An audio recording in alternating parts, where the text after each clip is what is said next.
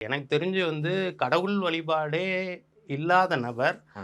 நம்மள வந்து பின்பற்றி நீங்க சொன்னதுனால இந்த நற்பவிங்கிறத நான் எழுத ஆரம்பிச்சேன். ம். இந்த நற்பவிங்கிறத சொல்ல ஆரம்பிச்சேன்.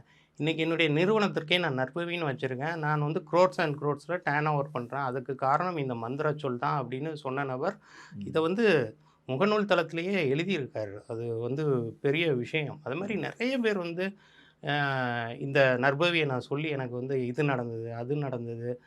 எப்போ பார்த்தாலும் இப்போ உதாரணமா பார்த்தீங்கன்னா, நான் வந்து ஏதாவது ஒரு பதிவு முகநூல்ல எழுதினாலோ, அல்லது ஒரு சேனல்ல இப்போ நான் பேசுறேன் அப்படின்னாலோ, அந்த ஃபாலோயர்ஸ் வந்து அத பார்த்துட்டு வந்து அவங்க கமெண்ட்ல வந்து நற்பவின்னு தான் டைப் பண்ணுவாங்க. ம். ஸோ அந்த நம்பிக்கை வந்து அவர்களுக்கு மிகச் சிறப்பாக வேலை செய்திருக்கிறது. நான் நம்பாதவர்களுக்கு கூட அந்த நற்பவிங்கிறது கண்டிப்பாக வேலை செய்யும். ஓகே. அத அவங்க பார்க்கறதுனாலயும், கேட்கறதுனாலயும், சொல்றதுனாலயும் ஏன்னா வந்து பார்த்தல், கேட்டல், அதுக்கப்புறமா நம்ம இது மூலமாக வந்து அந்த மந்திரம் எப்படினாலும் வந்து யாருக்குனாலும் வந்து நம்பிக்கையே இல்லாம சொன்னாலும், இப்போ வந்து பார்த்தீங்க அப்படின்னா, ஆ நமக்கு வந்து ராமாயணம் எழுதினவர் இருக்காரு இல்லைங்களா? அவர் வந்து கேட்கும்போது வால்மீகி, நாரதர் வந்து அவர் ஒரு வேடனா இருப்பாரு. அவரு வந்து நெறையா இது பண்ணிட்டு இருப்பாரு. அப்போ வந்து நாரதர் அவர கூப்ட்டு கேட்கும்போது, "நாளைக்கு நீ பண்ற பாவங்களெல்லாம் வந்து உன் வீட்ல ஏத்துக்குவாங்களான்னு கேளு" அப்படின்னோனே, அவங்க ஏத்துக்க மாட்டோம்.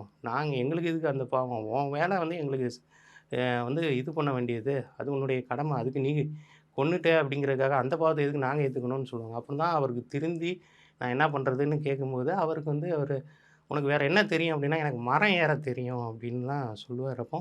அப்போ "நீ ராம ராம ராம ராம அந்த அப்படிங்கிறத ராம ராம ராம ராம ராமன்னு சொல்லு." அப்படின்னு சொன்னோனே, அந்த ராம ராம ராம ராம ராம ராமன்னு அந்த ராம மந்திரத்த வந்து அவரு என்ன ஏதுன்னே தெரியாமலே அவரு அவரு சொல்ல சொல்ல ஆரம்பிச்சுட்டாரு. ஆரம்பிச்சுட்டாரு. சொல்ல ஆரம்பிச்ச பிறகு அவரே வந்து ஒரு வால்மீகி அப்படிங்கிற இதுல அவரு ராமாயணம், வால்மீகி ராமாயணம்ங்கிறத எழுதிடுறாரு. ஸோ இது வந்து ஒரு நிதர்சனமான உண்மை. இது ஓகே. வந்து புராணத்திலயும் இருக்கு, நம்ம கலிகாலத்திலயும் இருக்கு.